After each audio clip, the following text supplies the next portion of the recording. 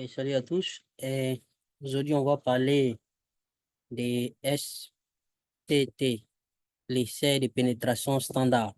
OK? Donc, on est toujours sur le chapitre numéro 2, OK? Essai du sol in situ. Et sur le point 4, échantillonnage physique et essai de pénétration standard. Donc, échantillonnage physique, là, on a déjà fait ça dans la vidéo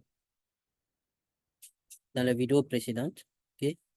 Y compris l'échantillonnage en utilisant la cuillère de l'essai de pénétration standard. Donc aujourd'hui, ce qu'on va voir, c'est les n-values, qu'on appelle n-value en anglais, la valeur n de l'essai de pénétration standard. OK? Comment utiliser cette valeur-là pour avoir les paramètres du sol?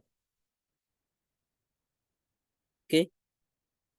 C'est-à-dire l'angle de friction interne, et le poids volumique, la densité du sol, le module de Young, module d'élasticité du sol. Tous ces paramètres-là peuvent être obtenus à partir de l'essai de pénétration standard. Donc, ici, dans cette vidéo, on va voir comment on obtient tous ces paramètres du sol à partir de cet essai-là. OK? Donc, avant d'aller là-bas, je vais rappeler un peu ce qu'on avait vu ici, cet essai-là. Avant d'aller à ce qu'on va voir dans cette vidéo, je vais un peu rappeler et revenir sur ce qu'on avait vu ici, cet essai-là, des tests de pénétration, essai de pénétration standard. Donc, on avait dit qu'une fois que vous creusez votre forage à une profondeur prédéfinie, vous abaissez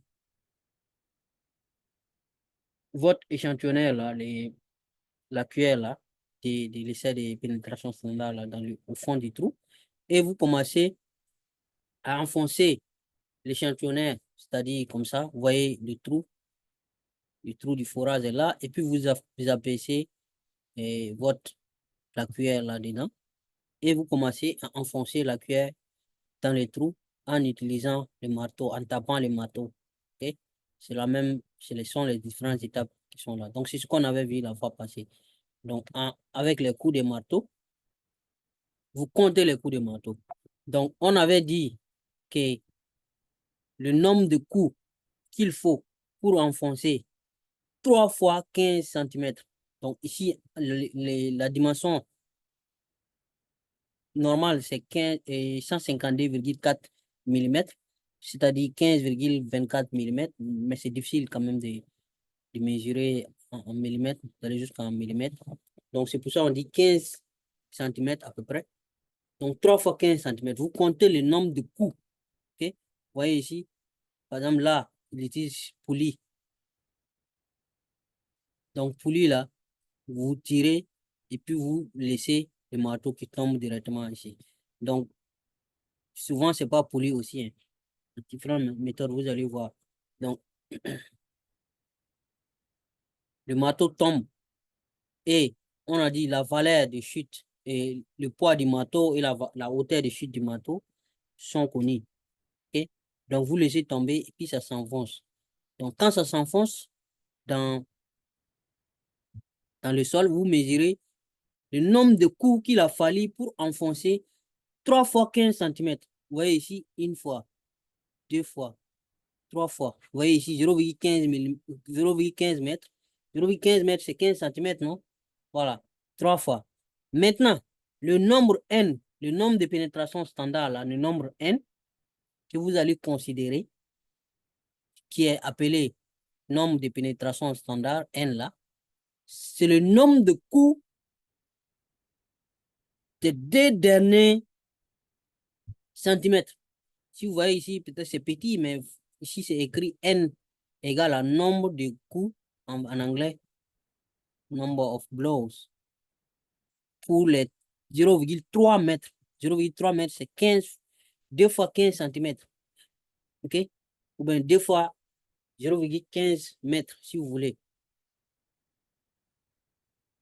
Donc, C'est ça qu'on appelle les N value, la valeur N de, de l'essai de pénétration standard. Donc, nous allons voir ici dans cette vidéo comment obtenir les paramètres du sol à partir de cette valeur. Comment obtenir la densité du sol, comment obtenir les modèles d'élasticité, comment obtenir le poids volumique du sol, comment obtenir l'angle de friction interne. Tout ça, c'est possible. Et c'est ce qu'on va voir ici. Donc, le problème est que il y a plusieurs facteurs qui contribuent à la variation du nombre N, de l'indice de pénétration standard, le N. Okay? Il y a plusieurs valeurs. Même si vous avez des sols qui sont similaires, okay? Il y a des effets, il y a des facteurs qui influencent la valeur que vous allez obtenir. D'accord? Donc, il y a d'abord l'efficacité du marteau, de l'essai de pénétration standard. Ici, la SPT, là, c'est en anglais. Hein. Okay? Il y a aussi le diamètre du trou du forage. Le trou que vous avez fait, est-ce que c'est large, c'est petit? Okay? Ça affecte aussi votre résultat. Il y a aussi la méthode d'échantillonnage. Okay? Votre échantillonneur que vous allez utiliser là, quel type? Lui aussi va affecter ça. Il y a aussi la longueur de la tige. La tige d'échantillonnage, c'est cette tige-là. La longueur de la tige. OK? Donc, tout ça, là, ça va affecter le résultat de votre essai. Donc, nous avons besoin d'étudier ça et de voir comment chaque facteur va affecter les résultats. Maintenant, pour ce qui concerne l'efficacité énergique du marteau, là, OK, ça est ici. Donc, en réalité, quand vous faites vous faites tomber le marteau, OK? Le marteau a un poids et ça tombe d'une hauteur, il y a une énergie potentielle. Ou bien, depuis le lycée, la troisième, vous connaissez ce qui veut dire énergie potentielle. OK? MGH, quelque chose comme ça. OK? MG, là, c'est le poids. H, c'est la hauteur. Donc, quand vous avez le poids multiplié par H, ça fait une énergie.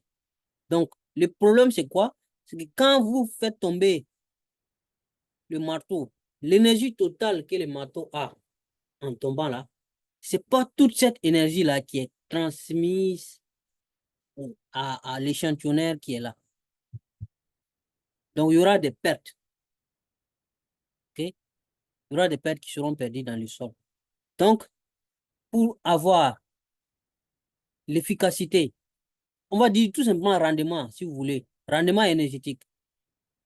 Donc, c'est l'énergie qui est reçue par l'échantillonneur, c'est écrit en anglais, hein, OK? C'est l'énergie, la valeur actuelle, la vraie valeur d'énergie qui est reçue par l'échantillonneur, divisé par l'énergie du marteau qui input. Et cette énergie du marteau-là, c'est théoriquement, voici la valeur, comment c'est obtenu. Voici la formule. Donc, W ici, c'est le poids, c'est pas la masse. Poids multiplié par H, la hauteur de chute. Donc, le poids est connu déjà. Voici le poids en kilonewton. La hauteur de chute aussi est connue. Donc, on peut avoir facilement cette énergie-là, comme ça. Ça, c'est connu. Ça, c'est l'input. Par contre, ce n'est pas toute cette énergie qui sera reçue par votre échantillonneur. Il y aura des pertes dans le sol. Voilà. C'est pour ça qu'on a besoin de parler d'efficacité ou bien de rendement énergétique. Okay? Donc, ça va affecter les résultats. Et si le terrain, ce rendement énergétique-là et air là, okay, ça peut varier entre 30 à 90%. Vous voyez la différence énorme. Si c'est 30%, c'est faible. 90%, c'est faible. Donc, il y a une nécessité de standardiser les résultats là. Donc, aux États-Unis, la pratique courante consiste désormais à exprimer la valeur N là, le nombre de coups là, avec un rapport énergétique moyen de 60%. Donc, on va appeler donc N60 pour dire le nombre de coûts obtenus, la valeur N obtenue par une efficacité énergétique de 60%. Donc, désormais, on va devoir normaliser le nombre, okay? Normaliser le nombre de pénétrations là, des pas champs et fils sur le terrain en fonction de l'énergie motrice d'entrée. Donc, on va utiliser cette formule-là pour normaliser, pour obtenir les N60 là. Vous vous rappelez, N60, j'ai déjà dit ça ici. 60% d'efficacité énergétique. C'est ce que ça veut dire. Donc, vous allez prendre les N. Le N qui est là, c'est le nombre de coups que vous avez compté en réalité. Vous multipliez par ces facteurs-là, état H, état B, état S, état R, et vous divisez par 60. Les états H, état B, état S, état R là, sont là.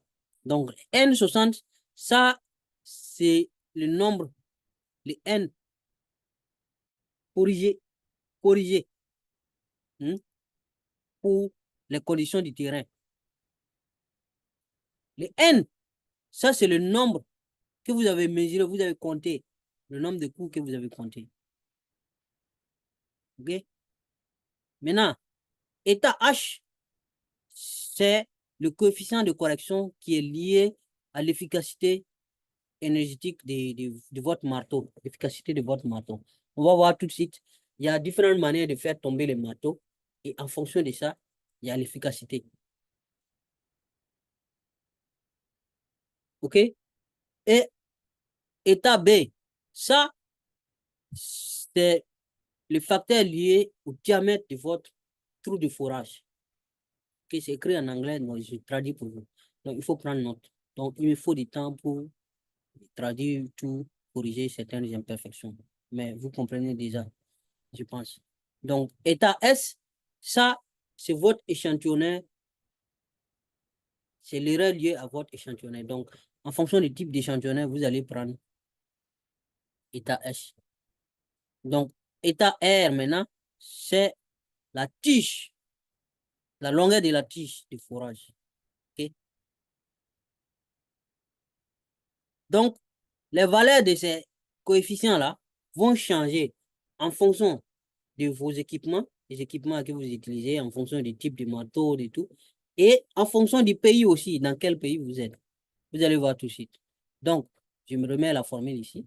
Donc, la variation de ces coefficients-là, basée sur des recommandations de cette référence et celle-là. Donc, voici les valeurs, par exemple. Donc, ça, c'est la variation de état H. Donc, état H, vous vous rappelez, c'est lié à votre marteau. Donc, le coefficient qui est lié au type du marteau. Donc, si vous êtes au Japon, ok, voici le type de marteau que vous utilisez. C'est sous forme de donut. Donut, vous voyez, il y a un trou. C'est comme un donut. Comment on appelle ça, un donut? En français, c'est donut aussi, non? Okay? C'est comme le gâteau et puis il y a un trou sous forme de cercle. Okay? Donc, la tige, c'est comme si les marteaux, voilà, mais au niveau de la tige. Donc, si vous êtes au Japon, voici le type de marteau que vous avez. Maintenant, free fall, ça veut dire que ça tombe librement. En ce moment, l'efficacité est de 78%. Maintenant, si vous utilisez une corde, ça, c'est ce que ça signifie robe. Avec poulie, on a montré tout de suite, même dans le schéma qu'on a montré au début, là. Vous voyez quelqu'un qui tire la corde, ok, une poulie. Puis jusqu'à arriver à certaines hauteurs, et puis vous lâchez la corde. Mais en ce moment, la friction avec la corde, là, il y aura des pertes. Donc, en ce moment, l'efficacité, 67%. Je ne peux pas dire c'est... Okay? Si vous êtes aux États-Unis aussi, voici ce que vous avez. Si vous êtes en Argentine, voilà, si vous êtes en Chine, voilà, vous pouvez essayer aussi de faire dans votre pays. Comment vous estimez ça dépend de vous. OK? Vous voyez, par exemple, si vous regardez ici, Chine, vous voyez Donut et puis Free Fall, mais c'est 60%. Par contre, au Japon,